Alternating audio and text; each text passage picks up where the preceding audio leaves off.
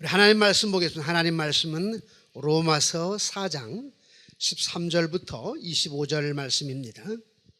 로마서 4장 13절부터 25절 말씀.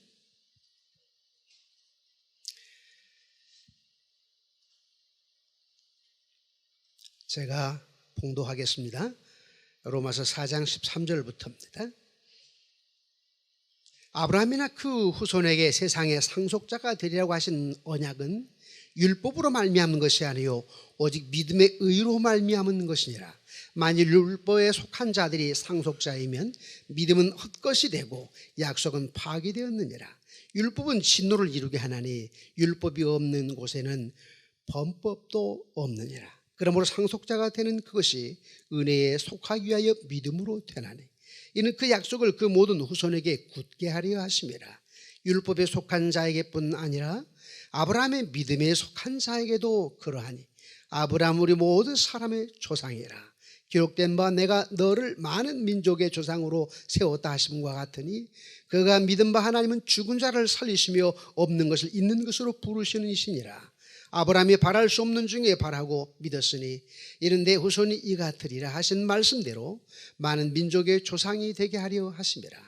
그가 백세나 되어 자기 몸이 죽은 것 같고 사라의 태가 죽은 것 같음을 알고도 믿음이 약하여지지 아니하고 믿음이 없어 하나님의 약속을 의심하지 않고 믿음으로 견고하여져서 하나님께 영광을 돌리며 약속하신 그것을 또한 능히 이루실 줄을 확신하였으니 그러므로 그것이 그에게 의로 여겨졌느니라. 그에게 의로 여겨졌다 기록된 것은 아브라함만이 위함이 아니요 의로 여기심을 받을 우리도 위함이니 곧 예수 우리 주를 죽은 자 가운데서 살리신 이를 믿는 자니라. 예수는 우리가 범죄한 것 때문에 내 주미 되고 또한 우리를 의롭다 하시기 위하여 살아나셨느니라. 아멘. 이 시간에 말씀을 증거해 주실 목사님은 김인환 목사님이신데 제목은 성경이 말하는 믿음이란 무엇인가, 성경이 말하는 믿음이란 무엇인가 이라는 제목으로 말씀을 선포하실 텐데요. 강사 목사님은 더 라이프 처치 교회 김인환 목사님이십니다. 우리 설교도 돼가시고 또 인품도 아주 끝내주시고 나오실 때 우리 두 손을 들어서 우리 할렐루야로 환영합시다. 할렐루야. 네, 할렐루야. 맞습니다.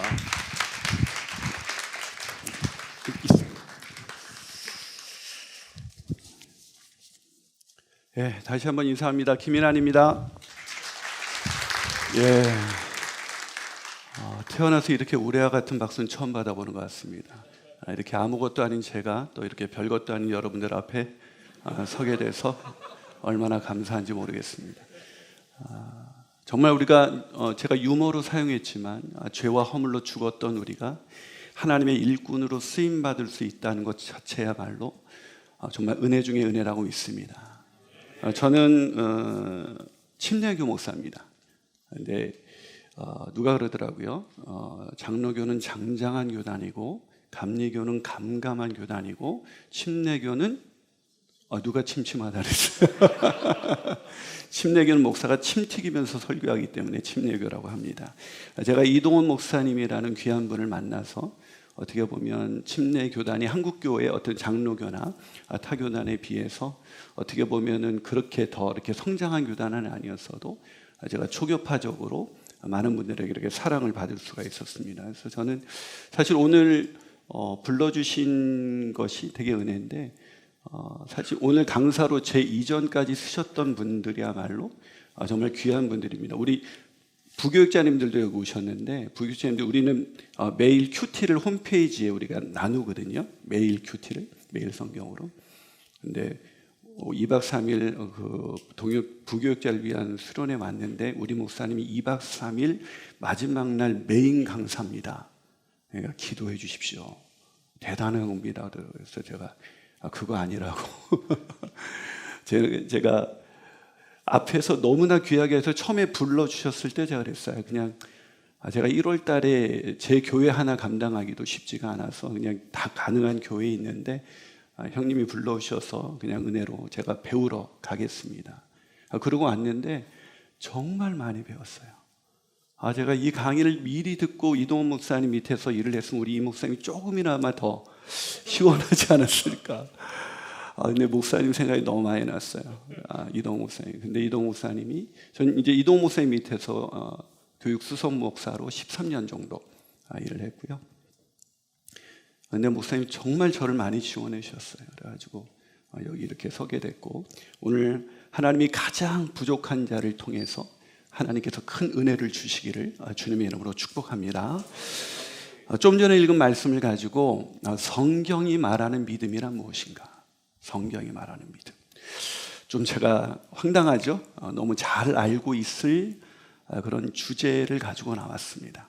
사실 제가 오늘 그 내용에 보면 제가 좀 바꿨다는 것을 알 수 있죠. 예.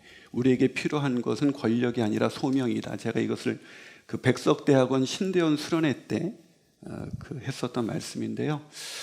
제가 오늘 선배님들의 그 귀한 그 강의와 메시지를 들으면서 한번 믿음에 대해서 더 얘기하는 게 좋겠다 그래가지고 이렇게 주제를 바꿨습니다. 특히 오늘 새벽에 백동정 목사님의 그 말씀을 들으면서 너무 큰 은혜가 돼서 제목을 좀 바꿨어요. 그래서 성경이 말하는 믿음, 저는 탁월한 신학자이자 목회자인 김영복 목사님께서 나는 왜 믿는가라는 책에서 이런 말을 합니다. 믿음의 가정 안에서 태어나 자란 사람이 믿음에 이르기가 그렇지 않은 사람보다 훨씬 힘들 수가 있습니다. 저는 이 말을 이렇게 바꾸고 싶어요. 목회자로 살아가는 사람들이 어쩌면 평신도들보다 믿음에 이르기가 더 쉽지 않습니다. 제 삶의 고백이기도 해요. 교회 다니면서 우리가 가장 많이 듣는 말이 믿음이라는 단어일 겁니다. 그렇죠? 믿음이 있어야 응답받는다. 믿음이 있어야 구원받는다. 믿음이 있어야 하나님이 기뻐하신다. 라는 믿음이라는 얘기를 계속 들었는데 정작 우리가 성경이 말하는 믿음에 대해서 우리가 정확한 이해를 잘 하고 있지 못하기 때문에 우리가 믿음으로 인해서 우리가 여기 있는 것이고 믿음 때문에 우리가 부름심을 받아서 우리가 이 길을 걸어가는데 정작 가장 중요한 출발점인 이 믿음에 대해서 우리가 잘 알지 못한다는 겁니다. 그런데 다행히도 오늘 본문은 제가 요즘 그 교회에서 로마서 강의를 하고 있는데요. 오늘 본문은 믿음하면 떠오르는 한 사람을 소개하고 있습니다. 누구죠? 네, 아브라함입니다. 아브라함. 믿음의 조상이라고 불리는 이 아브라함. 이 아브라함을 통해서 사도 바울, 하나님께서는 사도 바울을 통해 아브라함이라는 이 믿음의 조상을 통해서 우리에게 믿음이란 무엇인가에 대해서 아주 자세하게 소개하고 있습니다. 그래서 저는 오늘 본문을 통해서 저와 여러분이 성경이 말하는 믿음, 즉 아브라함을 통해서 성경이 말하고 있는 믿음이 무엇인지에 대해서 함께 배워가기를 소원합니다. 그렇다면 성경에서 말하는 믿음은 뭘까요? 첫 번째로 믿음은 구원을 받기 위한 우리의 결단이 아닙니다. 가장 많은 오해가 그거예요. 믿음은 내가 발휘하는 어떤 의지, 내가 발휘하는 결단이라고 생각하기 때문에 믿음은 늘 흔들립니다. 여러분, 이것이 교회 다니는 사람은 물론이고 심지어 목회를 하는 많은 사람들 중에서 여러분 믿음 가지십시오 그러는데 제가 성도로 앉아있을 때 나는 그 말을 들을 때마다 더 작아졌어요. 하나님이 왜 나한테 믿음을 안 주시지?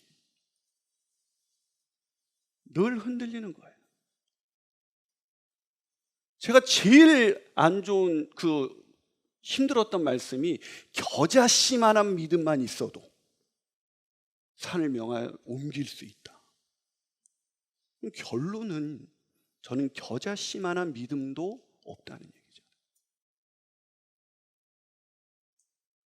우리가 믿음을 왜 오해하냐면 내가 발휘하는 어떤 것, 내 속에서 나오는 것, 우리는 그걸 믿음이라고 생각해요. 여러분, 우리가 구원이 만약에 내 의지, 내 결단에 의한 것이 믿음이라면 어떻게 구원의 확신을 가질 수가 있어요? 우리 의지가 그렇게 대단한가요? 여러분, 우리는요 다이어트 한번 하겠다는 결단도 해내지 못하는 사람들이에요.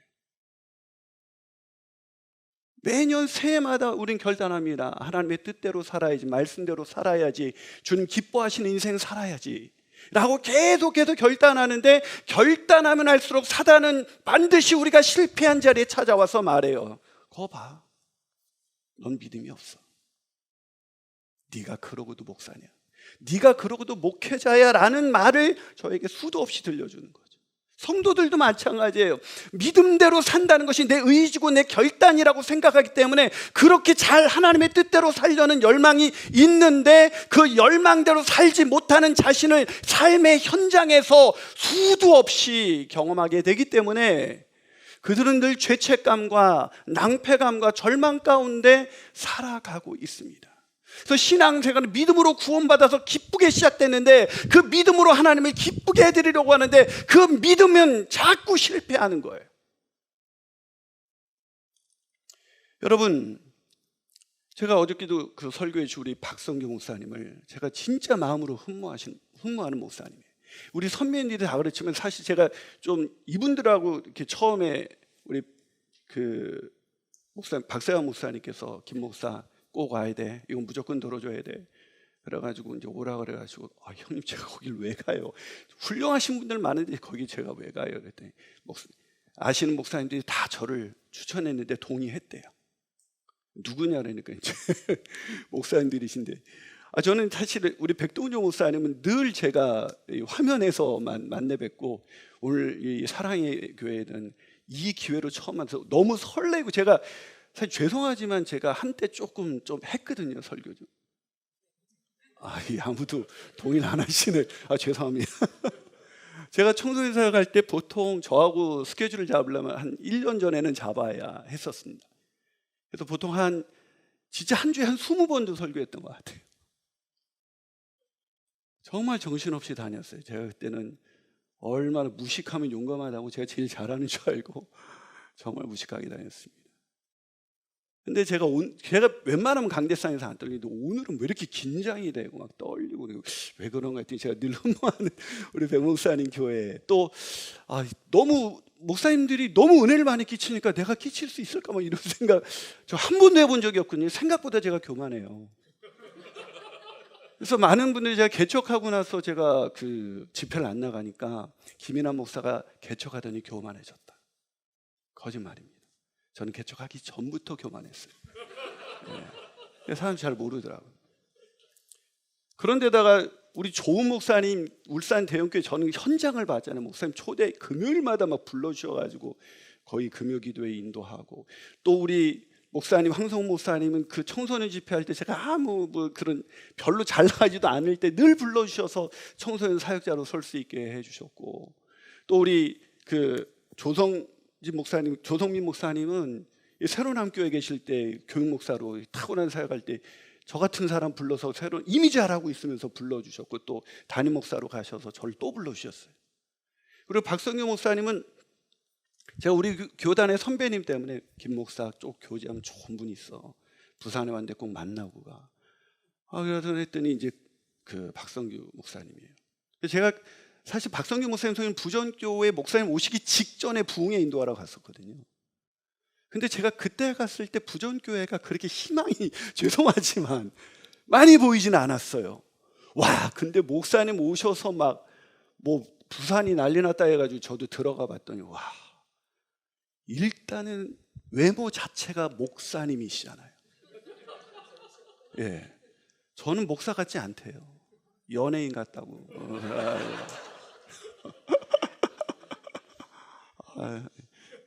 또 아멘까지. 근데 목사님을 만나 뵀는데 목사님이 직접 이제 저하고 밥을 사주시겠다고 차를 타고 가는데 운전을 너무 젠틀하게 하시는 거예요. 저는 참고로 저희 아버님이 한국에서 개인 택시를 처음 받으신 분이에요. 그래서 저는 고등학교 졸업하면서 운전을 했거든요. 제가 택시 운전 3년 했습니다. 주일학교 교사하면서 애들 책값 대주느라고.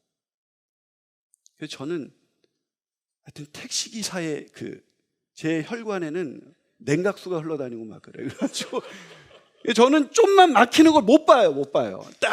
저는 제일 이해가 안 되는데 여기 비어 있는데 굳이 길인데 거기 가서 서 있는 분을 제가 이해를 못 하거든요. 너무 젠틀하게 운전하는 거예요.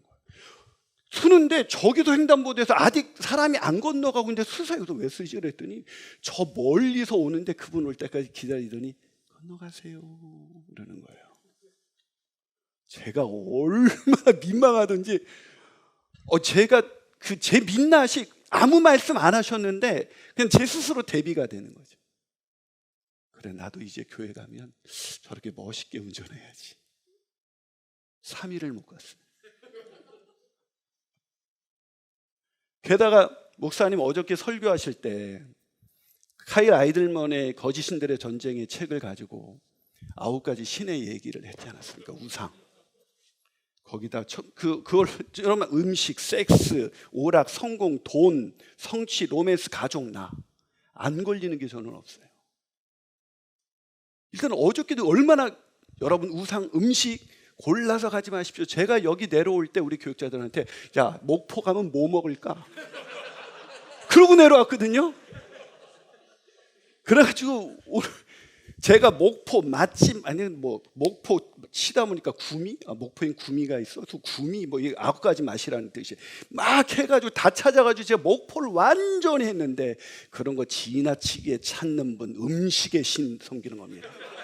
제가 얼마나 너무 찔려가지고 와 진짜 막 그래 그러지 말아야겠다 그랬는데 끝났는데 우리 교육자들이 다 나왔어요. 그래서 어떻게 출출해? 무슨 출출합니다. 그래? 내가 아까 검색한 거 있어. 그래가지고 가가지고 어저께 치킨 먹고 또 야 치킨 먹어도 이대로 안 됐나 여기 왔는데 저녁에 카페 가서 11시 반까지 제가 어저께도 음식의 신을 탐하면서 그렇게 살았어요. 섹스요? 제가 제일 약한 부분 중에 하나예요. 제가 초기 사역을 할 때 어느 날 이메일이 왔어요. 오빠 나야. 그래서 저는 교회 여동생인가 하고 클릭을 했더니 어떤 여자가 추운 겨울인데 옷을 다 벗고 저를 이렇게 쳐다보고 있는 거예요.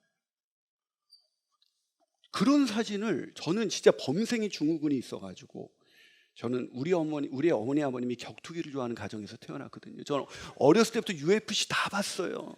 그런데 그래서 저는 우리 엄마가 나까지 실망시키면 우리 엄마 살 수 없을 것 같아서 제가 범생이 증후군이 있어요. 그래서 저는 교수님이 이번에는 출결 안 따지니까 자유롭게 빠져도 되고 저는 꼭 가요. 출결 한 번도 그래 본 적이 없어요. 처음 보고는 너무 놀랐어요. 그래서 지웠더니 다른 여자가 누워서 또 홀라당 먹고 있고 막 계속 눌렀는데 안 꺼지는 거예요. 결국 전원을 뺐죠. 죄책감이 밀려왔습니다. 야, 내가 어떻게 이걸 봤지? 그런데 그 다음날 그 여자가 궁금한 거예요. 추운 겨울에 옷은 잘 입고 있는지. 그래서 제가 또 봤잖아요. 그래서 또 끊으라고 막 또 강제 종료하고 그걸 3번이나 했어요. 제가. 그러고 나서 제가 결심을 했습니다. 내가 다시 보면 인간이 아니다. 그 다음날 저는 인간이 아니었습니다.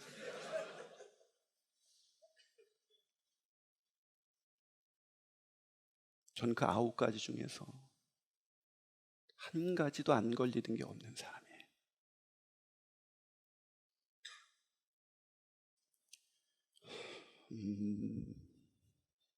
물론 어떤 사람 저한테 목사님 믿음이 없어서 그런 거 아니에요? 목사님 이미 목사지만 믿음이 없는 거 아니에요? 예, 저도 그런 것 같아요.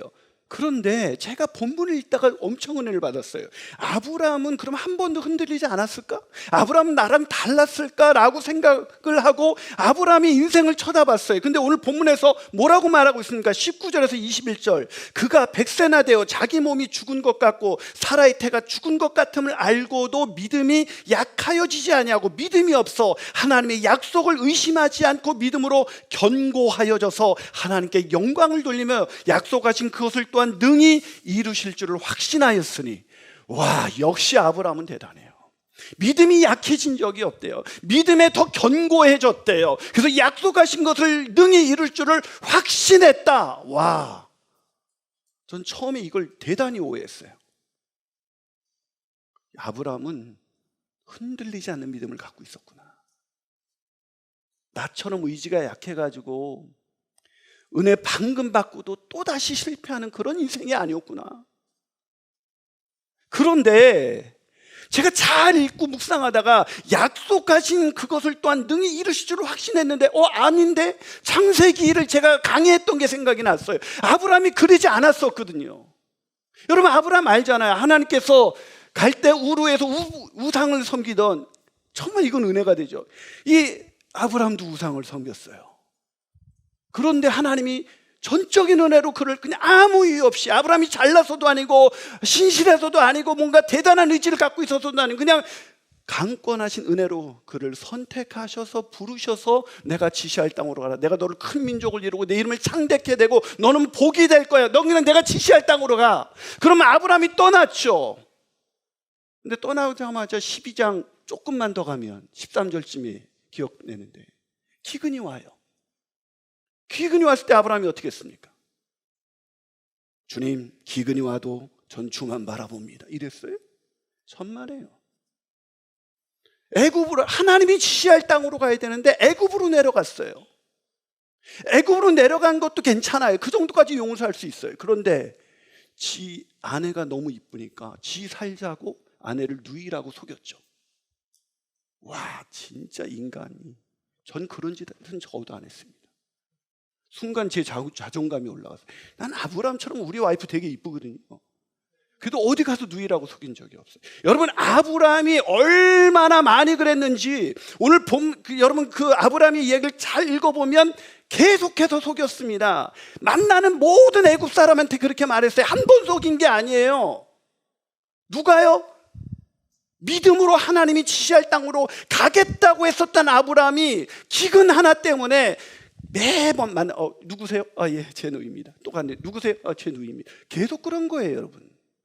오죽하면 그것이 바로의 고관들에게까지 알려져서 정말 이쁜 여자가 들어왔답니다. 그런데 그 사람이 누이랍니다 해서 궁으로 들어간 거예요, 여러분. 여러분, 궁으로 그렇게 쉽게 얘기가 들어가지 않아요. 아브라함이, 저는 진짜 궁금한 게, 천국 가면 제일 궁금한 게 사라가 얼마나 이쁠까? 그때 아브라함이 75세였으니까 사라의 나이도 이미 할머니 아닙니까? 계속 속였어요.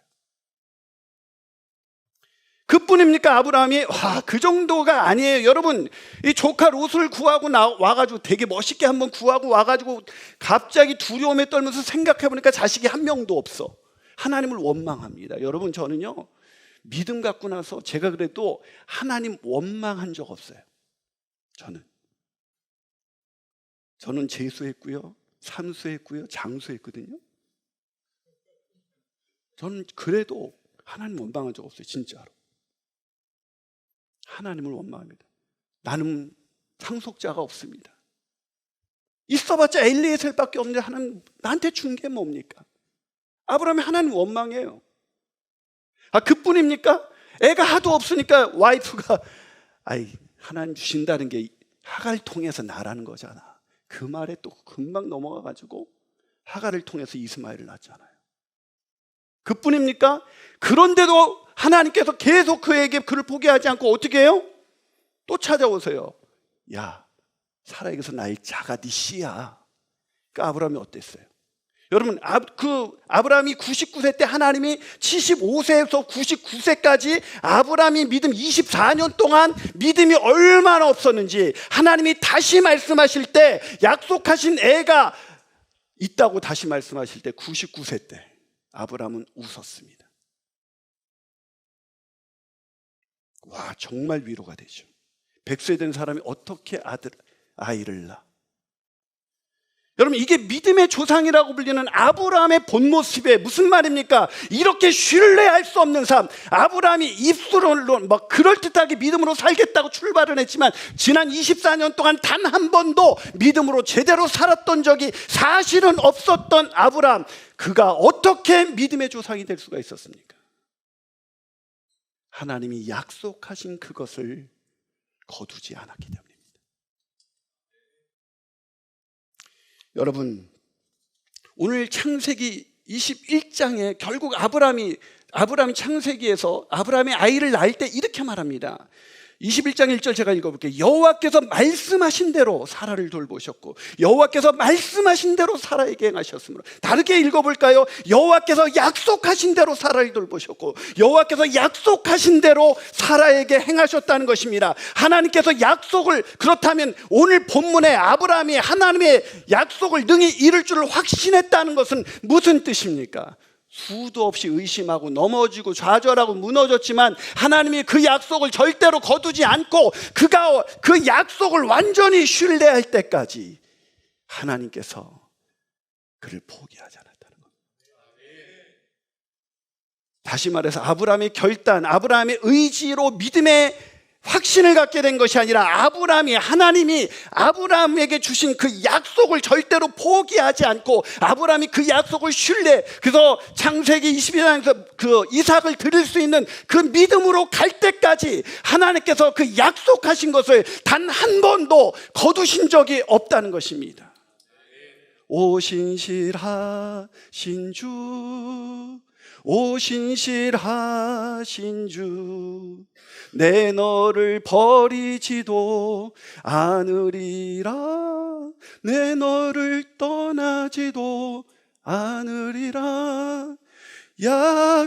약속하셨던 주님, 그 약속을 지키사 이후로도 영원토록 지키시리라 확신하네. 아브라함이 이 노래 불렀을 것 같아요. 사랑하는 여러분, 베드로 얘기도 좀 한번 해볼게요. 아침에 목사님 베드로 얘기 꺼냈으니까. 베드로가 주는 그리스도시여 살아계신 하나님의 아들이다. 입술의 고백이죠. 근데 그 입술의 고백을 예수님은 뭐라고 말씀을 하셨냐면 마태복음 16장 17절에서 예수께서 대답하여 이르시되 바요나 시모나 내가 복이 있도다. 이를 내게 알게 하니는 혈육이 아니요 하늘에 계신 내 아버지시라. 베드로가 그때까지 대단한 믿음이 있었던 거 아니죠. 그러나 그 믿음의 고백은 누가 하게 하셨다고요? 고린도전서로 가면 12장 3절로 가면 우리가 주라 시인한 것도 성령이 아니고서는 할 수 없느니라. 그럼 그 다음에 하시는 것처럼 베드로가 예수님이 십자가의 순환과 부활에 대해서 얘기하니까 그리 말라고 했다가 사단아 내 뒤로 물러가라 그랬죠. 그런데요, 베드로의 인생의 마침표는 거기가 아니에요. 하나님의 일을 생각지 않고 사람의 일을 생각했던 그 믿음 없는 베드로의 모습이 인생의 결론이 아니라고요. 베드로는 예수님이 다시 찾아오셨죠. 오늘 아침에 박세영 목사님께서 해줬던 본문, 예수님이 왜 찾아오셨습니까? 베드로를. 그런 배신자, 그 정도로 약한 믿음, 그 정도로 약한 의지, 예수님의 수제자라 주와 함께 죽을지언정 절대로 그런 일은 없을 거라고 했었던 그 결단을 종이짝처럼 날려버린 그 베드로를 예수님이 왜 찾아오셨습니까? 왜 찾아오셨죠? 사랑하니까요. 그 약속을 지키시기 위해서. 저는 확신하는 게 있어요. 하나님은 약속한 사람, 약속으로 선택한 사람 절대 포기하지 않아요. 혹시 여기에 어저께 그 거짓 신들의 전쟁을 보면서 그런 예화를 들으면서 많은 죄가 떠올랐을 거예요. 저처럼. 하지만 그것 때문에 예수님 우리를 위해서 십자가에 내어주시고 그런 우리를 의롭다 하시기 위해서 다시 살아나신 것을 다시 기억하시고 일어서십시오. 하나님께서 약속을 신뢰할 때까지 하나님은 우리를 포기하지 않아요. 여러분이 목회하다가 내가 진짜 목회 잘할 수 있을까? 나는 과연 부르심을 받는 게 맞을까라고 계속 고민할 때도 여러분 걱정하지 마세요. 하나님은 절대로 저와 여러분을 포기하지 않습니다. 부르신 자를 책임지시는 아버지 하나님, 그래서 저는 이 말씀을 통해서 에베소서 2장 8절 9절이 다시 기억났어요. 너희가 그 은혜에 의하여 믿음으로 말미암아 구원을 받았나니, 은혜에 의하여 주어지는 것이 바로 믿음인 것입니다. 사랑하는 여러분, 우리의 결단이 약하고 우리가 의지가 약하다고 해서 내가 목회자로 잘 해낼 수 있을까라고 고민하지 마십시오. 하나님은 약속하신 것을 능히 이루시는 분이십니다. 한 발 더 나가서 성경에서 말하는 믿음은 뭘까요? 그 두 번째 믿음의 특징은, 믿음은 우리를 의롭게 하시기 위한 하나님의 열심이에요. 뭐라고요? 하나님의 열심. 우리를 어떻게 하기 위해? 우리의 구원을 완성해 가시기 위해서 열심을 내시는 하나님. 여러분, 다시 한번 말씀드리면 구원의 근거는 믿음이라는 건데, 그 믿음은 우리의 행위나 의지에 있지 않습니다. 그렇다면 그것처럼 믿음 구원의 확신을 가질 수가 없을 뿐만 아니라, 구원의 확신이 흔들릴 수밖에 없을 뿐만 아니라, 구원이 전적인 은혜라는 것과도 맞지 않아요. 구원은 전적인 하나님의 은혜입니다. 성경이 말하는 믿음, 여러분 아까 에베소서 2장 8, 너희가 그 은혜에 의하여 믿음으로 말미암아 구원을 얻었나니, 이거 읽기 전에 7절은 이렇게 말합니다. 메시지 성경으로 제가 읽어볼게요. 지금도 하나님께서는 우리를 그분이 원하시는 곳에 두시려고 이 세상에서나 저 세상에서나 그리스도 예수 안에서 은혜와 사랑을 우리에게 쉼없이 쏟아부어 주십니다. 구원은 전적으로 하나님이 생각해내신 일이고 전적으로 그분이 하신 일입니다. 아멘이십니까?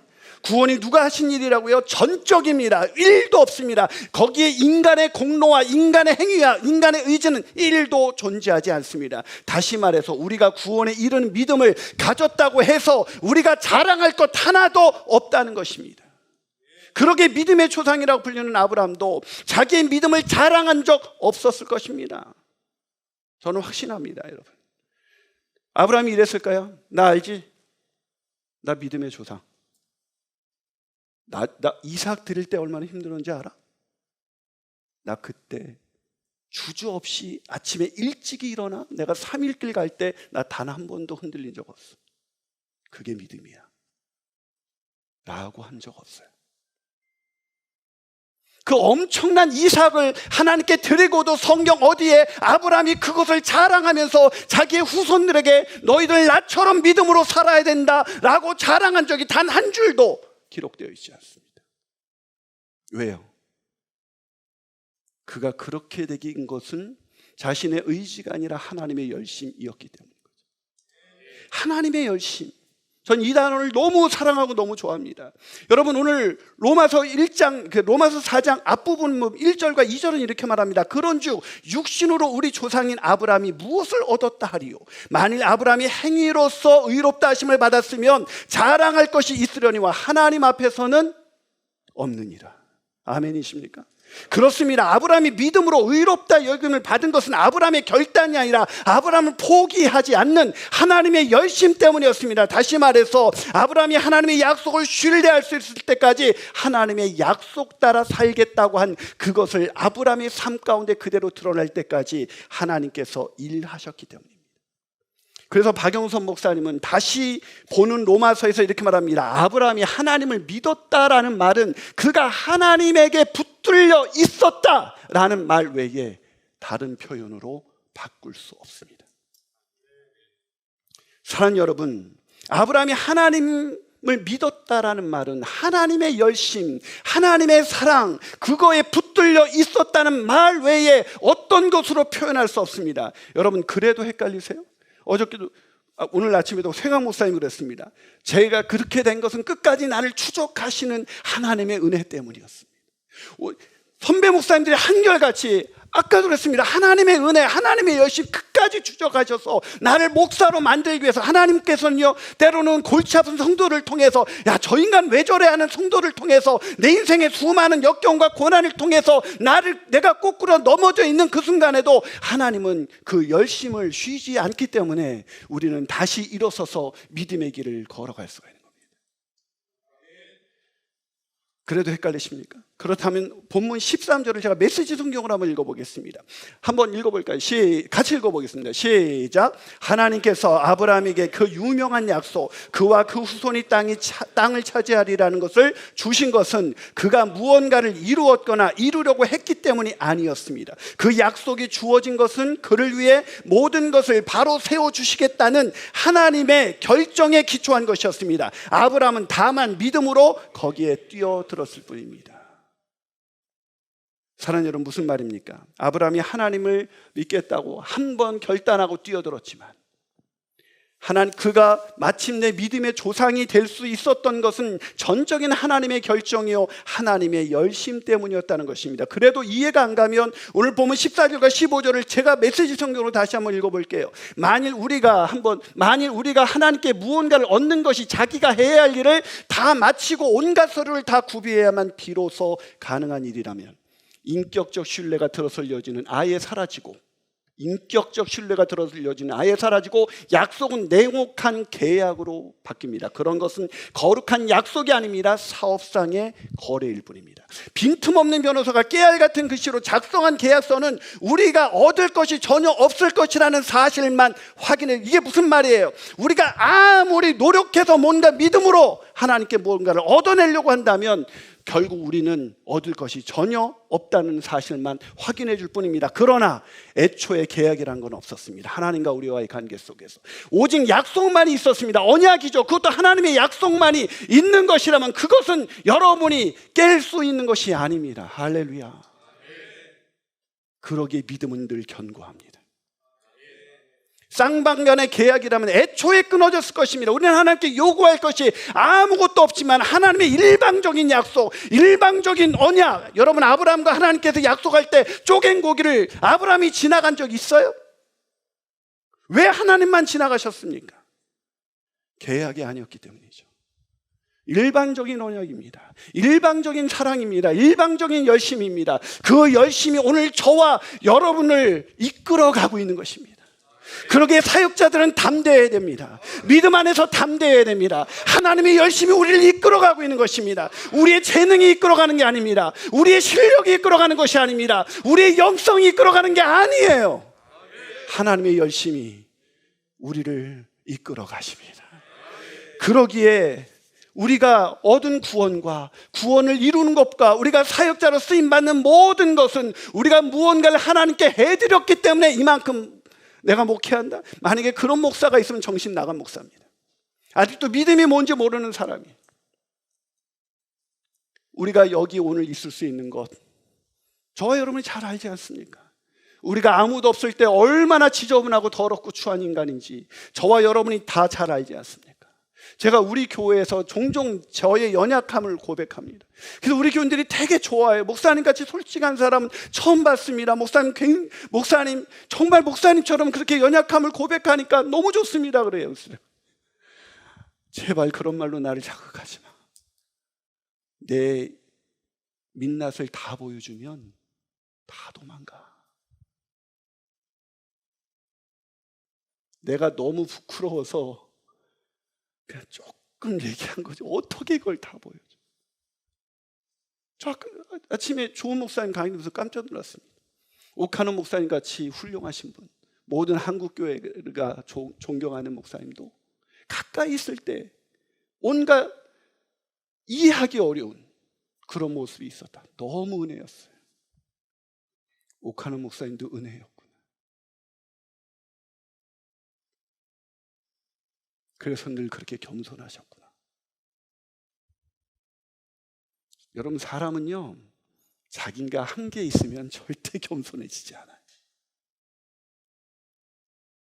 제가 뭐 한계 있나요? 그래서 속으로 내가 했지. 그때 내가 그 결정 안 내렸으면 안 됐어 교회.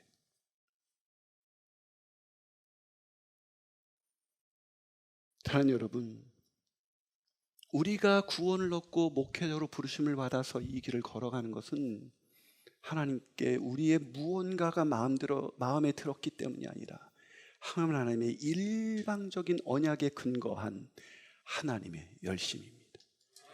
그 열심을 신뢰함으로 다시 일어서서 멋지게 목회하십시오. 마지막으로 성경이 말하는 믿음은 뭘까요?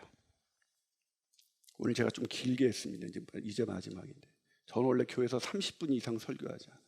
그래서 어디 집회 갈 때 1시간 이상 해달라 할 때 제일 힘든데 오늘도 마음껏 해달라길래 오늘 마음껏 하는 게 이 정도.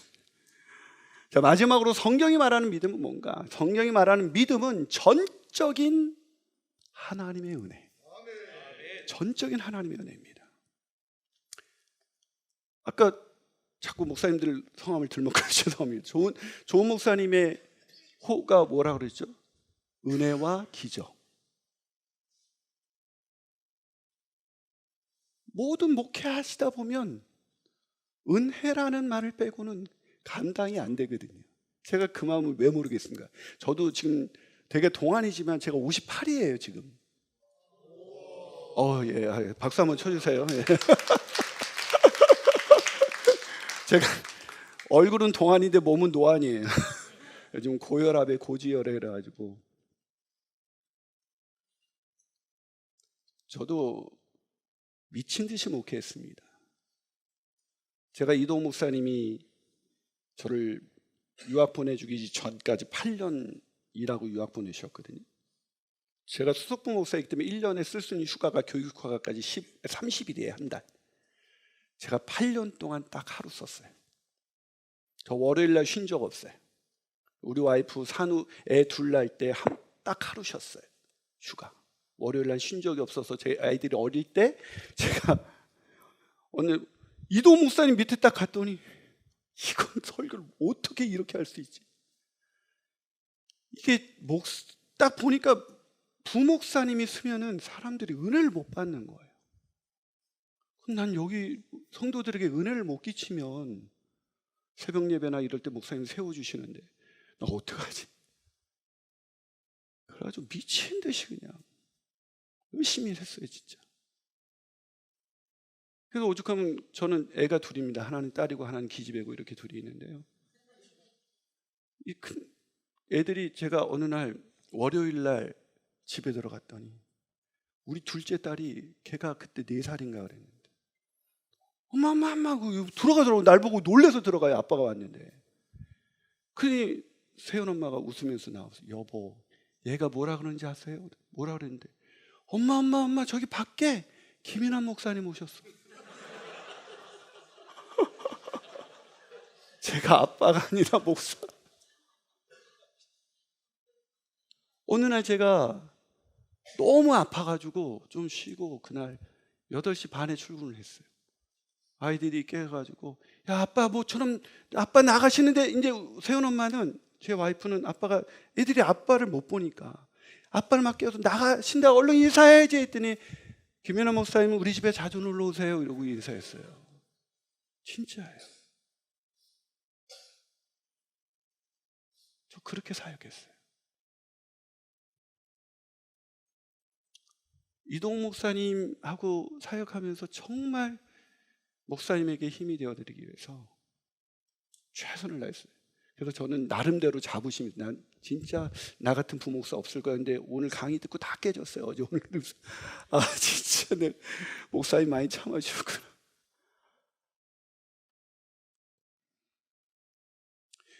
여러분 제가 이동 목사님 그 밑에서 일하면서 정말 열심히 일했어요. 그런데 제가 이제 와서 철이 들면서 점점 목회하면서 깨닫는 게 뭐냐면 하나님의 은혜구나. 이 목사님 만난 것도 하나님의 은혜, 성도를 만난 것도 하나님의 은혜, 우리 와이프를 만난 것도 하나님의 은혜. 우리 와이프가요 지금도 시부모님 모시고 살거든요. 27년 동안. 얼마 전에 공조 2를 두 딸하고 같이 보고 오더니 큰딸이 그랬대요.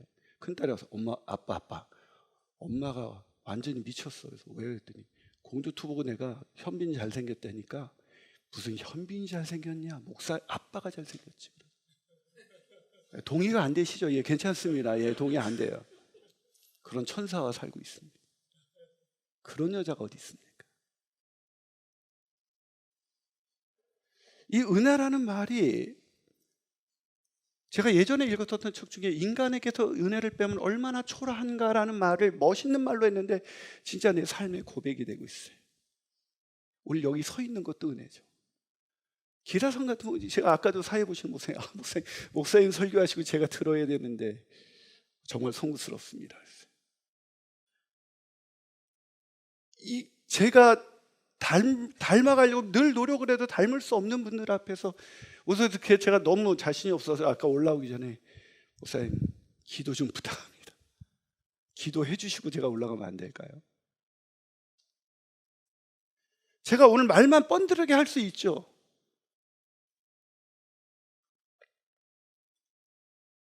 아까 강사 대기실에 교제하는데 우리 백동종 목사님이 존경하시는 교수님이 그러시더라고요. 앞으로의 목회자는 설교 잘하는 목회자보다 진심이 통하는 설교자여야 됩니다. 왜 하필이면 내가 설교하기 전에 그런 말을 또 듣겠는지. 제가 설교할 자신이 더 없어지는 거야. 나 어떻게 설교하지? 나 진짜. 우리 부교육자들은 잘 알거든요. 우리 부교육자들이 아까도 낮에 잠깐 이제 또 이렇게 차를 내가 갖고 와야 돼서 일로 왔더니 마침 다 조별 미팅 끝나고 와가지고 야 30분간 차 더 마실래? 그래가지고 다 좋다 그래가지고 마시는데 오늘 너무 좋았지 어땠어? 했더니 우리 교회 제일 오래 있었던 13년 날 개척부터 함께 있었던 부목사님이 목사님 저는 목사님들 평상시 하시던 말씀 다시 확인하는 좋은 시간이었어요. 내가 그런 말 다 해준 것 같지 않은데 이 친구가 날 또 격려하는 거 그게 은혜죠. 하나님의 은혜가 여기저기서 저를 애워쌉니다. 그래서 저는 오늘도 당당하게 여기 서 있는 거예요.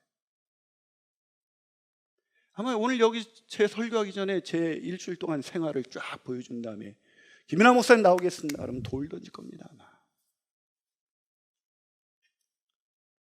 사랑하는 여러분, 하나님의 은혜로 우리가 믿음의 여정을 걸어가는 거예요. 그래서 제가 그 박영수 목사님 책에 이런 글이 또 있더라고요. 아브라함은 그가 어떻게 남들과 다른 믿음을 가지고 경건했냐를 보여주기 위해 등장한 것이 아닙니다. 하나님이 희망 없는 세상에 당신의 구원을 성실함으로 지키기로 작정하시고 망할 수밖에 없는 인류 역사에 개입하셔서 멸망의 길을 뒤집어 엎으시고 당신의 신실한 약속과 승리를 성취하기로 하셨는데 이 일을 대표하는 이가 바로 아브라함인 것입니다. 아브라함은 하나님의 은혜를 입은 존재란 무엇인지를 보여주는 대표자로 서 있을 뿐입니다. 그는 남다른 이유로 대표자가 된 것이 아닙니다. 아멘이십니까? 그렇습니다. 아브라함이 믿음의 조상이란 말은 그런 뜻입니다. 의인은 없나니 여러분 로마서 1장과 2장에서 뭘 얘기하고 있습니까? 이방인들의 죄 그리고 이방인들의 죄를 지적할 때 맞아 이방인들은 정말 저런 놈들이야 라고 말했는데 유대인들 그럼 남을 가르치는 너는 왜 네 자신을 가르치지 않느냐 하면서 예리하게 유대인 오늘날로 말하면 그리스도인입니다. 오늘날로 말하면 하나님의 백성이에요. 하나님의 자녀들 너희들이 더한 인간들이다. 너희들이 하나님의 심판을 피할 수 있을 거라고 생각하느냐. 의인은 없나니 하나도 없으며 여러분 그 말씀 앞에서 우리는 하나도 의인이 하나도 없습니다. 그런 아무것도 자랑할 것이 없는 그런 우리 늘 죄짓기에 바쁜 여러분 제가 신학교 가면 좀 달라질 줄 알았거든요. 더한 거예요. 목사가 되면 달라질 줄 알았습니다. 전 똑같아요. 죄송하지만. 제가 이런 고백을 했더니 제 쇼츠가 한 200만이 넘어간 쇼츠가 있거든요. 그 누가 당신이 믿음이 없어서 그렇습니다. 댓글을 쭉. 근데 어떤 불교 신자가 댓글을 달았어요. 내가 제일 존경하는 목사님. 난 불교. 목사님 설교 빼놓지 않고 듣습니다. 그러니까 한 100만이 넘어가면 불신자들이 듣더라고요. 그때 그 밑에 또 누가 나도 불교 그러더라고요. 그분들이 왜 그랬을까? 내 삶에서 뭘 봤을까? 하나님의 은혜를 본 건 아닐까?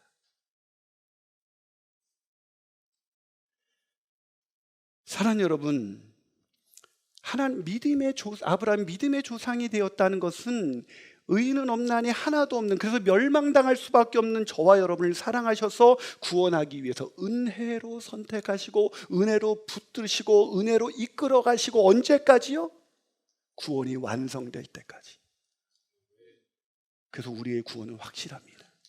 하나님의 은혜는 변함이 없기 때문입니다.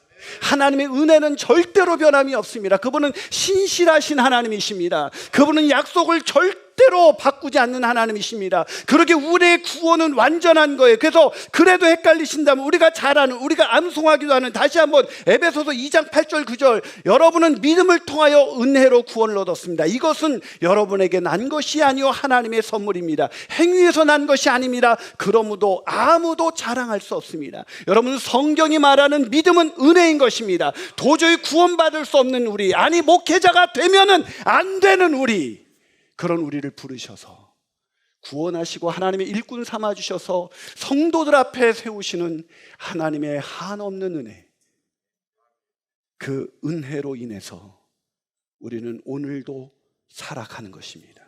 그래서 어떤 분은 이렇게 말할지 몰라요. 목사님, 하지만 목사님, 아브라함 그래도 남다른 믿음을 가졌지 않습니까? 그래서 오늘 본문 18절과 22절이 그걸 소개하고 있는 것은 아닙니까? 라고 질문할지 모르겠습니다. 그런 분에게 저는 이렇게 말씀드리고 싶어요.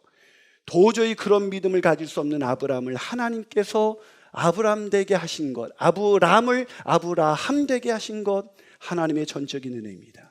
그리고 그 은혜의 핵심은 바로 예수 그리스도이십니다. 그래서 오늘 본문 23절과 25절은 그에게 의로 여겨졌다 기록된 것은 아브람만을 위한 것이 아니라, 얼마나 은혜입니까? 의로 여기심을 받은 우리, 저와 여러분을 위함이니 곧 예수 우리 주를 죽은 자 가운데서 살리신 이를 믿는 자니라. 예수는 우리가 범죄한 것 때문에 내어줌이 되고 또한 우리를 의롭다 하시기 위해서 살아나셨느니라. 할렐루야. 그렇다면 사랑하는 여러분, 저와 여러분은 오늘 어떤 믿음으로 살아가고 있습니까? 어떤 믿음으로 목회 현장에 있습니까? 아브라함을 보면서 저는 더 힘을 얻습니다.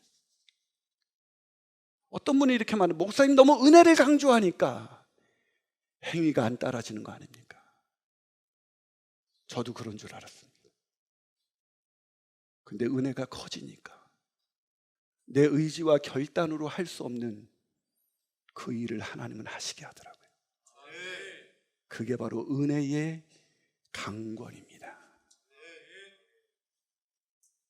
우리가 성화되어 간다는 것은 죄가 더한 곳에 은혜가 넘치는 것이고, 죄를 안 지려고 몸부림쳐도 죄를 짓는 우리를 포기하지 않는 하나님의 은혜가 커져만 가는 것입니다. 그 은혜 때문에 저는 오늘 여러분에게 담대하게 말합니다. 믿음으로 목회하십시오. 믿음이 작다 말씀하지 마시고 아브라함처럼 믿음이 약하여지지 아니하고, 목회 현장에서 열매가 없고, 때로는 목회 현장에서 힘이 들고, 때로는 목회자에서 날카로운 누군가의 비판으로 인해서 마음이 무너질 때 믿음으로 이기십시오. 설교를 마치면서 우리 와이프가 제 천사와 같다 그랬잖아요. 제가 지구촌교회 가기 전에 원룸을 벗어난 적이 없습니다. 750만 원짜리 전세에서 결혼 생활을 시작했습니다. 그때 제 사례비가 10만 원이었습니다. 우리 모교회가 건축을 하다가 아주 서민교회인데 17억 빚을 지고 모든 목회자들이 다 나갔습니다. 사례를 줄 수가 없어요. 근데 저는 모교회니까 떠날 수가 없었어요. 그래서 사례비 10만 원씩 받으면서 학생회, 청년부, 성가대, 운전, 금찬 인도 6가지 한 것 같아요. 그렇게 열심히 일했습니다. 그러다가 지구촌, 제가 작년이 300명 정도 모이는 교회에 제가 우리 그 중고등부가 250명으로 늘어났어요. 그러니까 교단에서 소문이 나기 시작했습니다. 김인환 전사가 청소년 잘한다. 그러다가 어느 날 지구촌교에서 저를 스카우트하러 왔어요. 그래가지고 저는 그때 유학 가서 MDB 마치고 와서 바로 개척을 할 상황이었기 때문에, 하고 싶었기 때문에 제가 그 큰 교회에서 이동 목사님 교회에서 부르시는데도 제가 아주 불교만하게 저는 공부하러 갔다 와서 개척할 겁니다. 비자 안 나오면 어떡합니까? 비자 안 나오면 저는 억지로 움직이지는 않습니다. 그래가지고 지구촌교회를 가게 됐어요. 근데 거기서 사역을 하면서 너무 인정을 받아요. 사실은 이동호 목사님 때문에 성도들이 몰려오니까 그냥 애들 어장에 들어온 고기만 관리하는 정도 뿐이었는데도 뭐 애들이 처음에 150명이었는데 금방 300명이 되고, 조금씩 건반을 눌러주면 더 좋습니다. 300명이 되고, 그 다음 해가 되니까 500명이 되고, 5년 만에 1700명이 됐습니다. 목사님이 저에게 어린이, 미취학, 청소년을 다 맡겨주셨어요. 그래서 6500명으로 늘어났어요. 그러니까 그때부터 한국교회에서 그래서 저를 그냥 부르기 시작하는데 정신이 없었습니다. 졸지에 유명해졌어요. 제가요, 이동호 목사님이 2년 차 됐을 때 제가 우리 목사님들 중에서 막내였습니다. 그때 성도가 이미 10,000명을 넘어갈 때 목사님 어느 날 전화해서, 우리 담임 목사님 전화번호 모르거든요. 누가 전화가 왔길래 모르는, 누구세요? 그랬더니 나야 이 목사여서. 누구? 그랬더니 나 이동원이야 그러더라고요. 목사님 이게 무슨 일이십니까? 특별 새벽 기도회 하는데 그때 2주간 했거든요. 당신이 일주일 해. 목사님 어디 가십니까? 그건 알 거 없고 당신이 일주일에. 그때 특별 새벽 기도회라는 건 담임 목사님이나 아니면은 외부 강사 외에는 하지 않는 건데, 제가 그때 얼마나 교만했냐면 제발 목사님 날 좀 설교 좀 시켜주세요 그랬었어요. 알겠습니다 목사님 하고 설교했어요. 첫날 설교를 했는데 목사님이 가운데 딱 앉아있는 거예요. 근데 저는 무식하면 용감하다고, 목사님도 설교를 들어야 한 명의 영혼으로 보이더라고요. 담대히 설교를 했어요. 끝나고 나니까 사무국에 갔더니, 제가 그때 이제 교육부서 청소년만 하고 있었으니까 사람들이 저를 잘 몰라요. 교사 아닌 사람들은. 교인들이 너무 많으니까.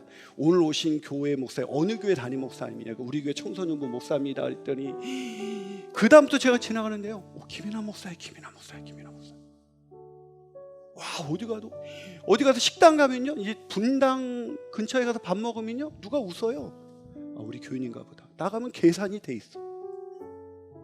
와, 또 구름 위에 제가 떠다녔습니다. 한국교회에서 저를 부르려면 장난이 아니었어요. 그때 여러분, 제가 쓴 청소년 교재가 교파를 넘어서 100만 권이 팔렸습니다. 별로 안 놀라시네. 그 정도 다 팔고 계시나 봐요. 제가 쓴 교사들이 절대로 가르치지 마라가 10만 권이 넘었습니다. 그때 그 두란노 서원에서 단행본 낸 책 1위래요. 저는 지금 제 쇼츠가 막 젊은이들한테 계속 퍼져나가고 있습니다. 제가 너무 그래가지고 처음으로 지구촌교회 가서 24평짜리 아파트에 들어가게 된 거예요. 교회에서 지원해줘서. 와, 대거리죠. 원룸에서 햇빛 들어오지 않는 원룸에서 살다가 내가 우리 와이프한테, 여보, 내가 인정받으니까 열심히 편하게. 맨날 8년 동안 나가서 아까 말씀드렸죠. 그렇게 했어요. 근데 우리 와이프는 10만 원짜리 나를 보고 선택한 사람이거든요. 그때 내가 우리 와이프한테 뭐라 그런지 알아요? 프로포즈 할 때, 나랑 결혼합시다.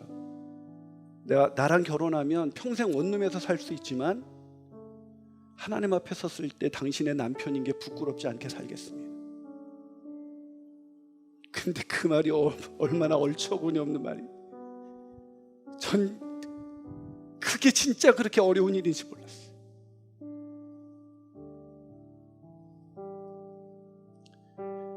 그렇게 잘 나가니까 어느 날 세훈 엄마가 우울증이 있다. 뭐가 우울해? 그래서 내가 그 당시 포텐셜하고 오래된 중고차, 근데 대형차예요. 그걸 사줬어요. 당신 다니고 싶은데 다녀. 그러니까 세훈 엄마가 너무 힘들어하는 거예요. 그 힘들어하는 모습을 보고 제가 뭐라 그런지 알아요? 여보, 당신 배부른 소리 하지 마. 나 같은 목사가 어디 있다고. 뭐가 부족해? 10만 원짜리를 선택한 그 은혜로 나를 선택한 내 와이프에게 난 내 행위를 자랑하고 있었어. 그런데도 와이프는 지금까지 한 번도, 늘 외부 강사가 와도 여보 오늘 강사님 너무 은혜로웠지 않아? 맞아요 여보 너무 좋았어요. 근데 당신만큼은 아니에요. 사랑하는 여러분, 제가 아까 서서 여기 있는 게 은혜라고 말씀드렸죠.